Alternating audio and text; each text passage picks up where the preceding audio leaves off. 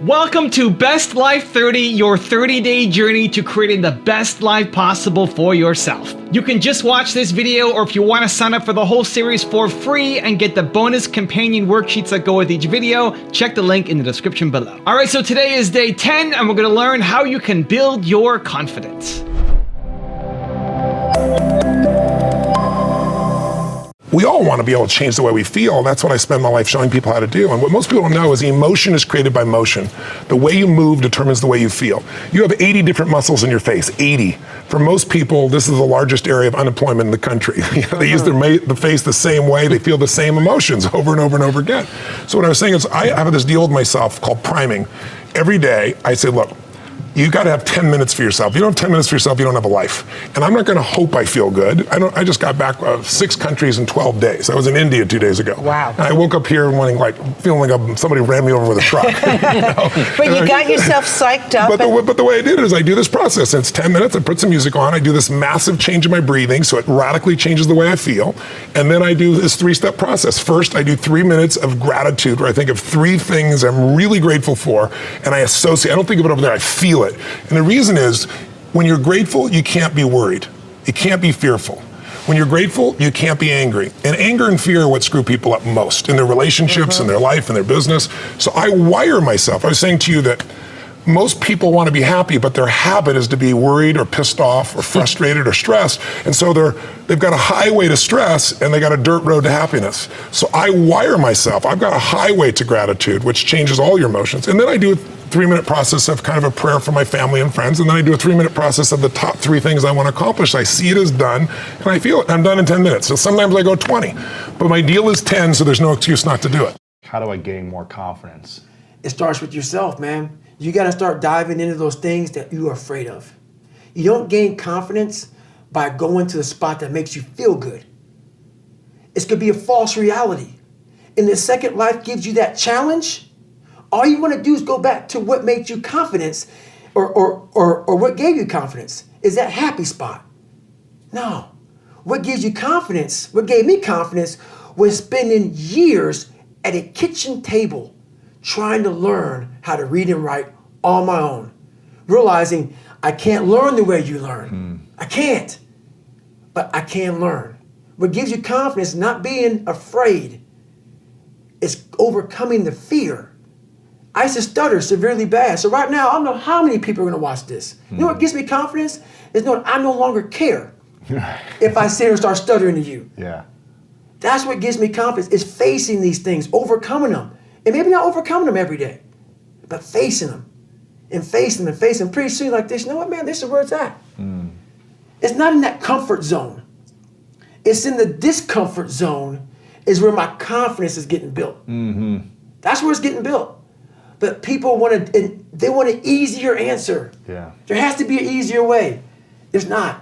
I'm sorry. I searched for it my entire life. When I'm with cooler or popular guys, I feel inferior and worthless, which affects me. And weirdly, I try so hard to impress them and be like them, like a chameleon. I try to avoid them, but I feel left out. Whatever I do, I feel sad or useless. What can I do in order to overcome this? You don't have to hang out with people you don't like. There's a pro-life tip for everybody. You don't have to. One of the things that is a massive indication that you're hanging out with the wrong group of people is that you don't feel comfortable being yourself. The second you try to be somebody else or you feel like a chameleon just to fit in, you are trying to fit in with the wrong group. Relationships only work when you can be the real you. People thrive on energy. That's what drives connection. You're with people that make you wither and hide and feel insecure. You are with the wrong people. If it's hard to be around people, you're with the wrong group of people. When relationships work, they work because they click, and the reason why they click is because you can be the real you. They don't make you feel inferior. You're making yourself feel inferior by hanging out with people and pretending you're not yourself. So every time you're hanging out with a group of people and you act like a chameleon, you're actually invalidating yourself because your own actions are telling you you're not good enough to just be yourself around these people. So the only way to deal with this is either show up with that group of people and be your full self. And every time you think something inferior, just knock that thought out of your mind, say what you really believe, be interested in what you're really interested in, or The easier route, honestly, drop the popular kids and find your people. You need to find your people. And your people are the kind of people that the second you hang out with them, you don't feel like less of yourself, you feel like more of yourself. You don't feel like you gotta hide or be somebody else. You feel like you wanna express yourself and show up and be more of yourself. That's the indication that you have found your people. Study the alchemy. Now here's what I mean by that.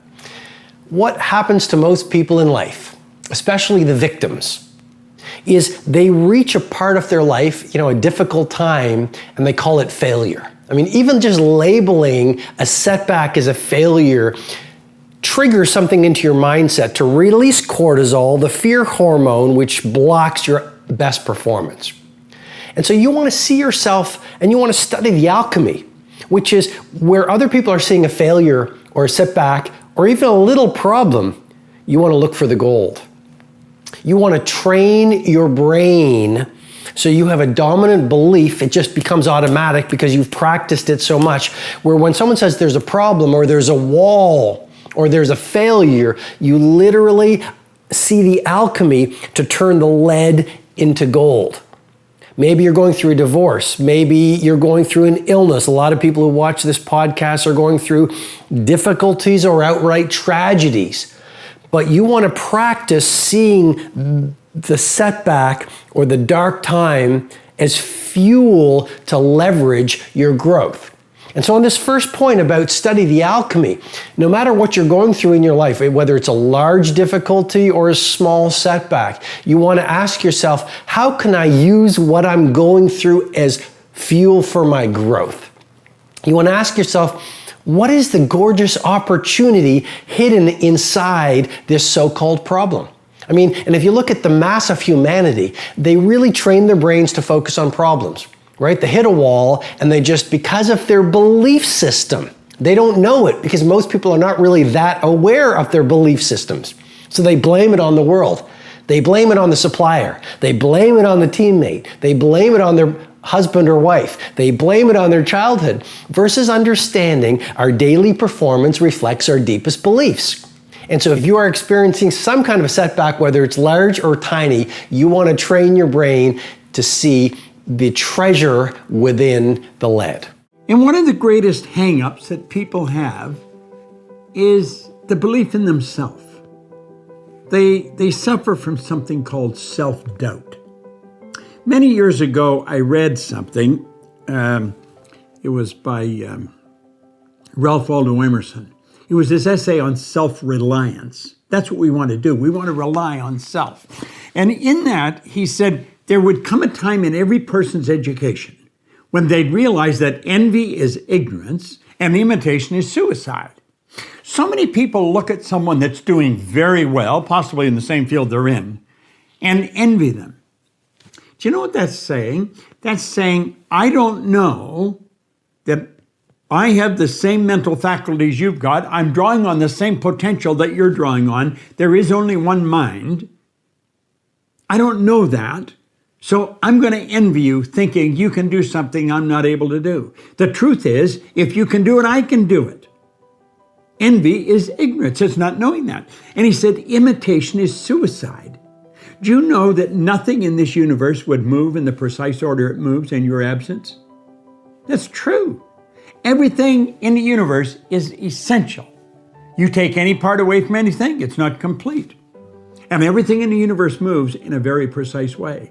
So do you see, we shouldn't even want to be like anybody else because we are unique. We are truly unique. There's something about us that you'll never find in another person. We're unique, and we've got the godlike ability to think. Now, what is self-doubt? Self-doubt is the opposite of self-confidence. Confidence comes from understanding. Like I would imagine you're confident you can drive your car. In fact, you're so confident that you'll be talking to somebody on the phone, you'll get in the car, you'll start the car, you'll drive, and you'll drive maybe 4 or 5 blocks, not even being aware of what you've done. It's all done automatic. Your concentration is on the conversation you're on. Now, when you first got in a car, you couldn't do that. The car was probably jumping all over the place, and you thought you'd never learn how to drive it. But you learned how to drive it. Now you're quite confident. You're confident that you can get dressed when you get up in the morning. When you were a little boy or a little girl, you couldn't do that. You had to be taught to do it. Well, you know, self-confidence comes, like all confidence, it comes with knowledge. And the more you study you, the more you understand who you are, the more confident you'll become in your ability to do whatever it is you're doing. And you'll know that if you lack confidence in an area, it's because you lacked information in that area. Never doubt yourself. And when you do, understand that the cause of that doubt is not lying within you, it's in wrong thinking, it's in not understanding who you are. Study yourself. Self-study will develop self-confidence, and self-confidence eliminates self-doubt. Where does self-confidence come from? Right, which is important because there's no relationship between that and eroding your self-confidence. In other words, self-confidence is really self-trust. So the first thing is, the people I know that are really happy are very self-aware. In fact, the best entrepreneurs I know are very self-aware. They're aware of their shortcomings, right? They want to improve them. They want to get to the next version of themselves all the time. And so for me, self-confidence comes because I didn't have it. And I think anytime you meet somebody like yourself or myself who might now appear self-confident, it's because I really had to find tools and resources because I was so insecure and shy and introverted. So I had to find techniques and resources to build that up in me. And for me, it's very simple. It's the promises that I keep to myself. If I have a habit over and over of beginning to stack one on top of the other of keeping promises I make to me, not other people. In other words, the minute you begin to get external in your life, worrying about what other people think about you, right? You've lost all control. And it never fills you up. And people's admiration, people's gratitude towards you will never fill you up. It's your own. It's your own inside. And so for me, self-confidence comes from keeping the promises I make to myself. And the other part of it is being aware I'm doing it. In other words, most people don't give themselves enough credit all the time. They're very aware of these 20% things and not aware of the 80, right? And that's why the dosage is so important too. You've nailed it. It should be 80-20, right? Because people get addicted to this. I'm not good at this. People don't like this about me. I don't feel good. Instead of focusing on the 80 and stacking it up. Wow, I did eat what I said I was going to today. I did get up when I said I was going to. I made the amount of phone calls. I treated people in such a way I promised myself. It's not just doing those things. It's rewarding it. It's being aware of it and stacking that up. I always grew up heavy set, like larger than most people in my class or my family, like the younger girls in my family. My immediate family, my mum and my dad, they never really made me feel that way. Like in all of my videos of when I was younger, I'm in front of the camera, like super happy. My mum was like an instructor, like a fitness instructor. She had like six-pack abs when I was growing up. Yeah, she was super fit and she would kind of drag me to all of her classes. But I noticed it most when I started going to school, obviously. You end up seeing people around you and the girls around you and the type of people that end up being liked or disliked. And you realize that actually it ends up being a lot to do with your physical form. I want to go to what you said about your mum having six-pack abs. Yeah. Like, did it dawn on you at the time? Like, was there any envy or did it make you feel badly, or you were like, no, I was just a happy-go-lucky kid and it was cool that my mum had abs? No, I definitely felt it. Like, you definitely feel it from a young age, and emotionally it was more when people would make comments about it, or when you can't fit into things, or when you see yourself in like a video with the rest of your family or your cousins and you're like the chubby kid in the corner, you know, you don't. But the confidence level, I think, only changed when I got to school, and I was surrounded by girls who I thought were more beautiful than me or skinnier than me. And it's so weird. I always feel that now, looking back, thinking that fitness was always related to how skinny you were. Like, that was my image. Growing up, that's all I thought. That to be fit, that means you have to be really, really slim. And it wasn't necessarily because of my mum, but it's just what you end up growing up looking at all over the place is women wanting to be super slim. And in my eyes, that meant for me to be fit, I had to be skinny. So how did you not let that erode your self-worth? Or did it erode your self-worth? I think it definitely did, because growing up, your self-worth, I feel, is based on everybody around you. When you're a teenager, it's how many guys like you or whether the guy you like likes you back. That ends up defining whether you love yourself or whether your friends love you. You're not stable, you have no rooting, and so everything that you base your love for yourself on ends up being external. And so I definitely had ups and downs of really thinking I was something when somebody liked me, and then when somebody didn't like me or my friends decided not to be friends with me, I would dislike myself. And so everything was based on external validation. for sure. And how did you stop that loop then? Or when, do you remember the first time you recognized it, that it was a loop? Yeah, I felt that way for a long time, that I felt something was missing. Like, I knew that my love for myself could not be based on other people. There had to be something else that I could have a foundation of. Okay, fine, there can be ups and downs, but I never go down to a low where I don't love myself. And I definitely think meditation was the turning point for me. And I felt that because it was the one time in the day where I would end up spending time with myself. Like, I feel like people don't do that. We spend time on everything to do with hair and makeup and clothes and on other people, looking at other people, talking to other people.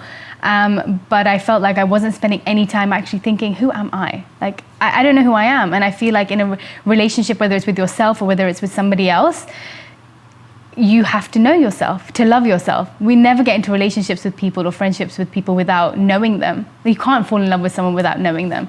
And so I felt like, okay, who am I? Like, I actually don't know who I am. I don't know what I like. I don't know what I dislike. Everything that I like or dislike is based on other people. Everything that I like about myself is based on other people's lives for myself. They're saying like, oh, you've got beautiful eyes, your hair. So Exactly. like, my eyes and hair must be lovely. Exactly. And so everything is to do with, oh, they like it, so that must be who I am. And so I felt meditation was the first time, or just journaling was the first time I started writing down things about things I like about myself or don't like about myself. And so it created more of like a relationship with me. I was having a relationship with myself finally, rather than my perception of myself because of other people. God, I love that. There are some people around us who just seem like they are born with natural confidence. You know who I'm talking about. They're super smooth, super confident. They always know the right thing to say. Think about President Obama. He just seems like a smooth guy. Think of one of his famous "Yes, we can" rally speeches. Not being political here, just talking about his oratorical skills. What do you notice about how he speaks? He's powerful. He's decisive. He speaks slowly and almost never stumbles or stutters. His points are clear and they're to the point. He's the epitome of confidence when it comes to a speaker on stage. So when you look at somebody like him, it's very easy to assume that he has some innate ability that he was born with. Either you have it or you don't. But the truth is, confidence is a skill. And President Obama, just like all confident people, built that skill. He practiced it over a lifetime. So here's a simple example of how you can control your confidence in less than 20 seconds. Take something you routinely say, like what you did this weekend, and change the way you say it. I want you to channel your inner super confident person. It could be Barack Obama, it could be Susan Sarandon, it could be whoever you want. Don't focus on who it is. Don't even worry about what you say. Instead, focus on changing how you say it. Sit up straight, speak slowly, and imagine what you're saying is incredibly important because the people listening want to hear it. Let me show you an example, a little before and after. I can't even remember. I mean, I think it was pretty good. It was actually pretty crazy, but I just went to a movie and saw some friends, you know, the usual, I guess. Now let's compare the after. We had a great weekend. I was with the kids on Saturday. Then Michelle and I caught a Broadway show and finished the night at that new sake bar downtown.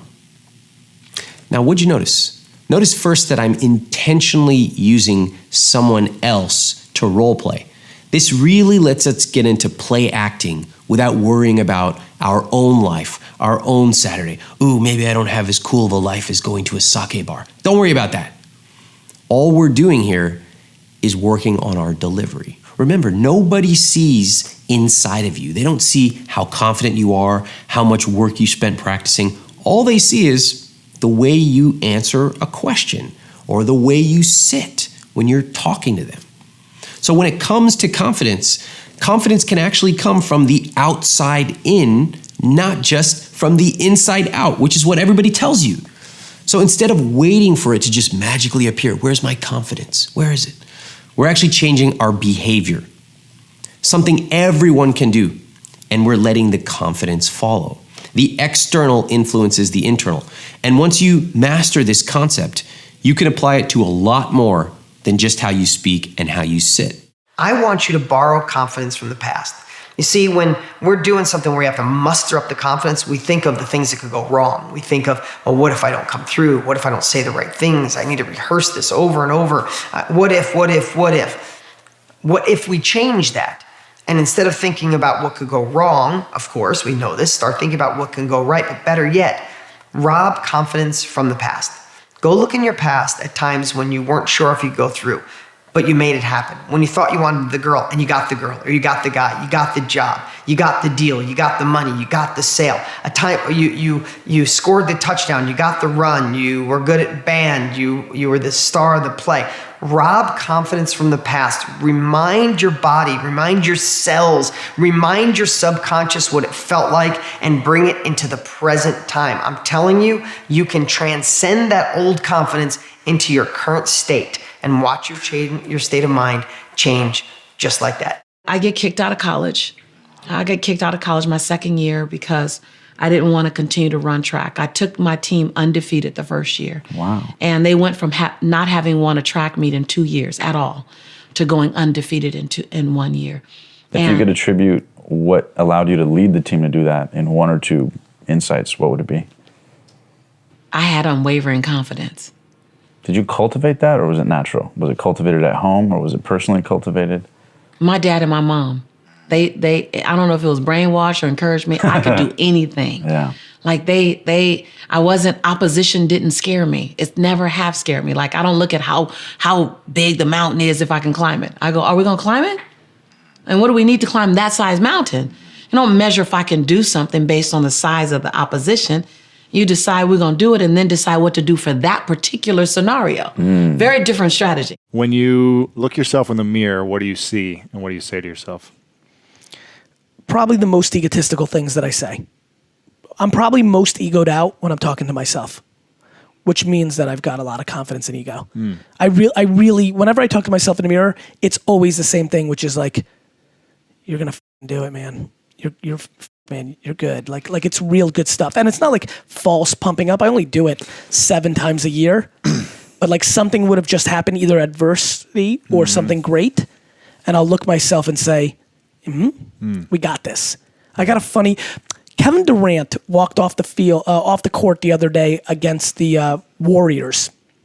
And it was a big game, day before the Super Bowl, and they lost. It was the first time they played, and the Warriors are having probably the greatest season of any basketball, right? Yeah. And he did something that me and AJ took note of. He kind of shook his head and said, okay, yeah. And he gave me that like, okay, you won, but we'll see you. And we got a shot. I got this. Right.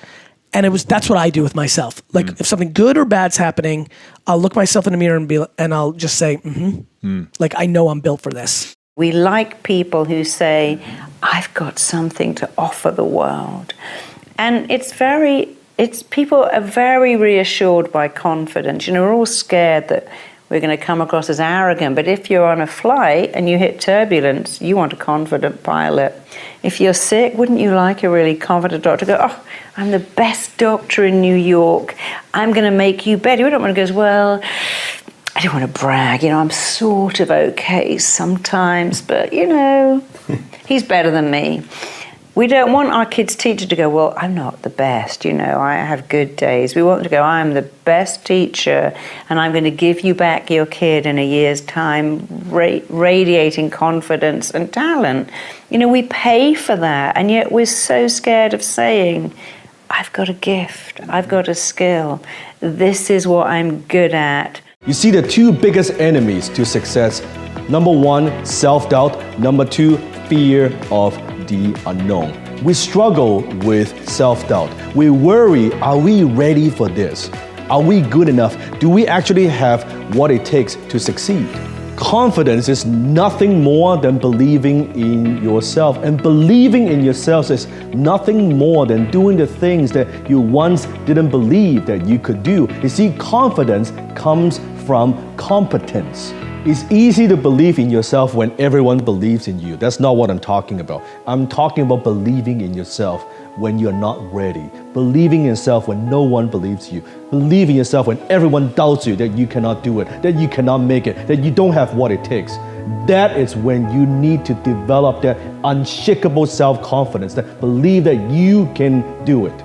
And confidence is not the same as arrogance. You see, arrogance is thinking that you're above everybody else. Confidence is knowing that no one is above you. Do you feel confident enough in your own abilities that you can do what it takes? Are you willing to bet on yourself? Not just words, but action. How often you invest in yourself? Are you willing to put everything you have on the line for your goals and for your dreams? Do you bet on yourself or do you procrastinate? Do you hesitate? Are you a perfectionist? Do you suffer from paralysis analysis? Is the confidence level good? Do you feel nervous about bringing new music into this world after not having done it for so long? I think it comes with the music, determines everything about how you feel.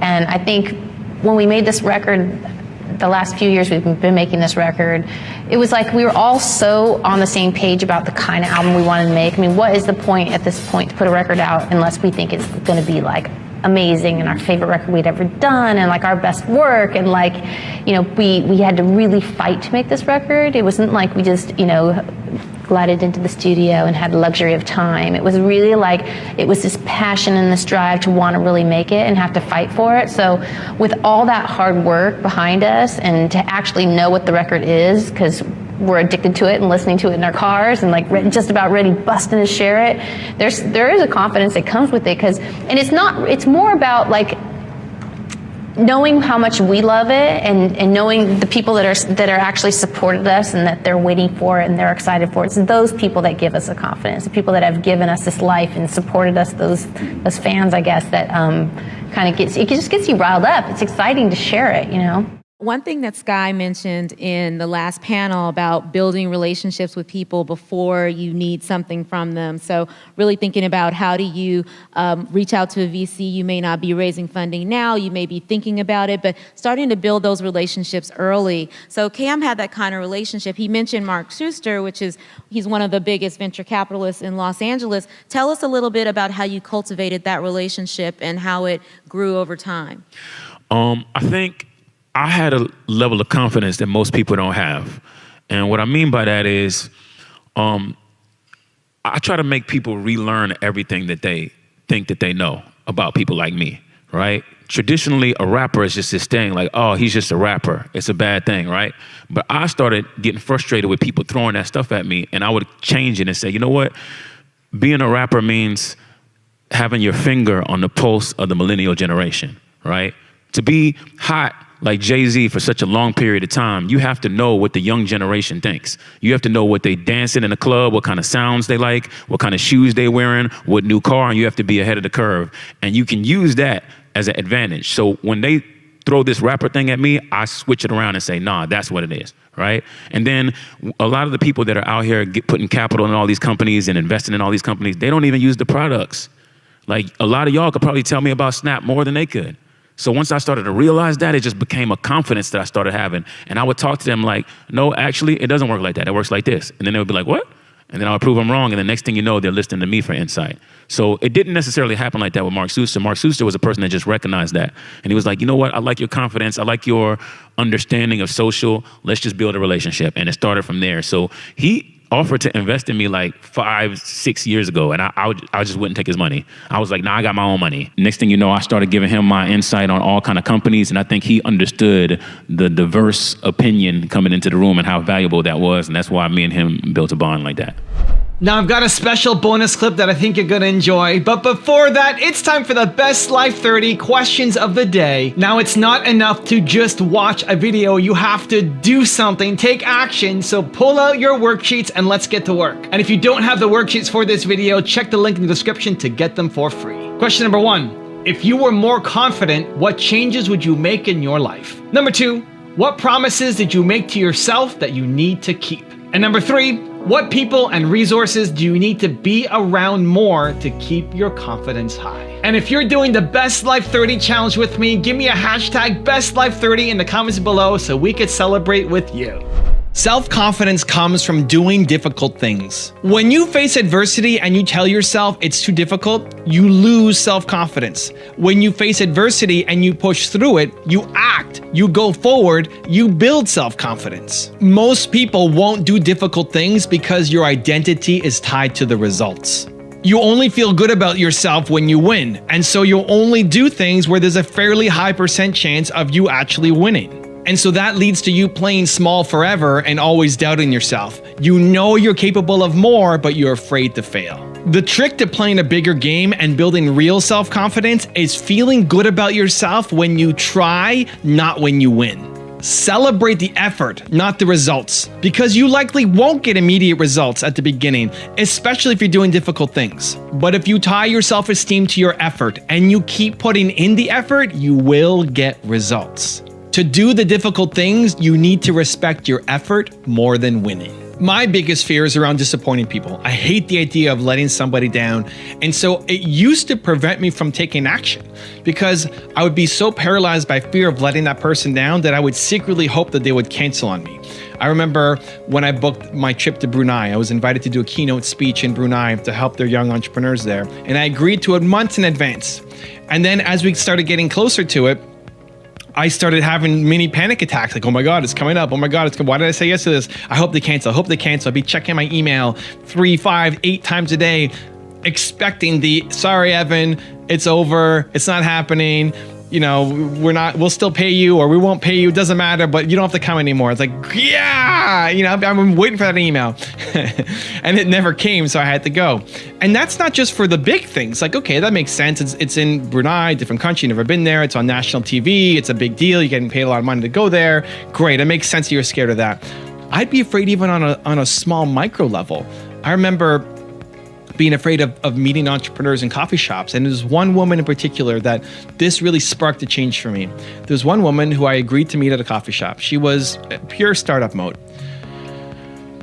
And I remember just before the meeting, checking my email, same thing. I'd be checking my email a couple times before, waiting for her to cancel on me, waiting for her to say, I can't make it, I'm delayed, it's not gonna work, and be like, yes, no problem, I can go off and do something else.